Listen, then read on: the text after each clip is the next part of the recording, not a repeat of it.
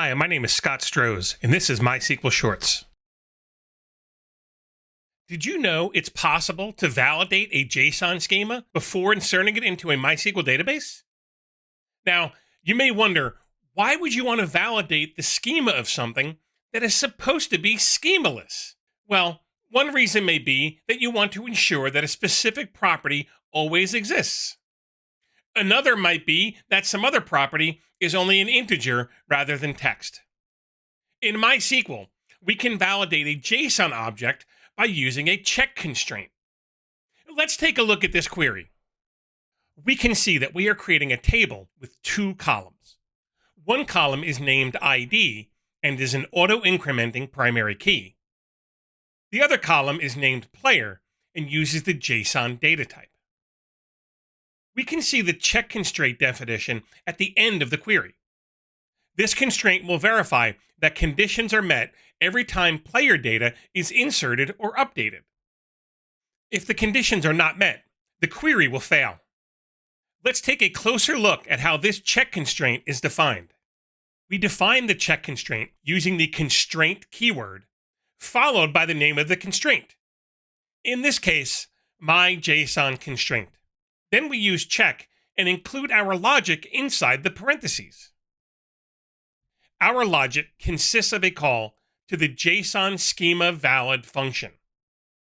This function takes two arguments: the schema definition and the JSON we wish to check against that schema definition.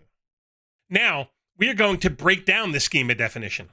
Notice that the schema definition is a JSON object itself. The first thing we define is that the player data must be a valid JSON object. Next, we list the properties. In this case, we have just two properties defined. They are name and score. For each property, we can define the data type and other attributes of the data. For name, we specify it is a string and must be at least 3 characters long.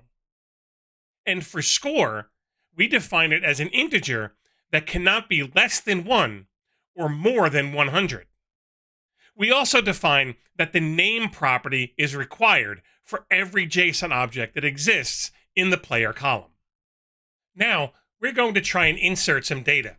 First, we insert an empty JSON object. We can see that this query fails because the check constraint has been violated. This is because the name property is required. When we insert a JSON object with a string for the score property, this will also fail. And if we run show warnings, we can see the reason is because the score property failed the type requirement. If we try to use a score value that is over 100, we'll get another constraint violation, but running show warnings tells us it is because the maximum requirement failed. If we use a JSON object that has a name value that is only 2 characters long, we will see the constraint failed because the min length requirement was not met. Lastly, when we provide a JSON object that meets all the requirements, the data is inserted correctly. Thanks for watching. Please be sure to hit like and subscribe.